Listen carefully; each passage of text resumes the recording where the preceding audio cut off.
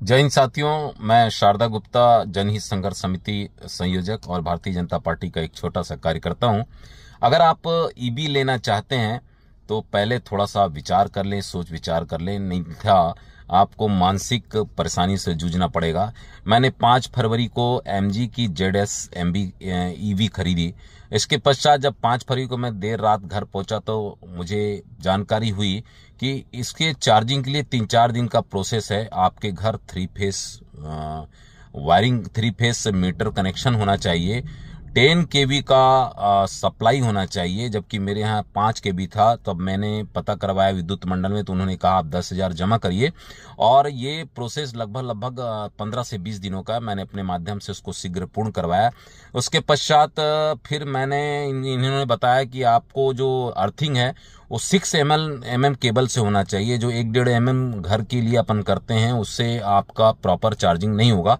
फिर मैंने उसको लगभग 8 से 9 हज़ार रुपये खर्च करके उसकी अर्थिंग को प्रॉपर ठीक करवाई। उसके बाद जब ये आए तो ये मेरी गाड़ी जहाँ पे चार्जिंग होनी थी वहाँ से मीटर से दूरी के 30 मीटर थी, जबकि इनके नॉर्म्स में यह है कि आपको 10 मीटर केबल दिया जाएगा, आप उससे ज़्यादा आपको नहीं दिया जाएगा। अब कैसे करें?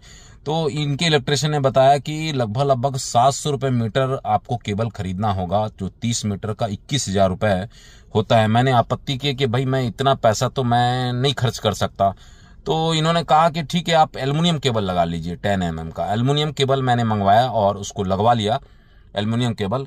उसके पश्चात गाड़ी चार्जिंग तो हो रही थी, मगर 2 दिन बाद फिर से एमसीबी जल गया और जो केबल थे कुछ केबल भी जल गए।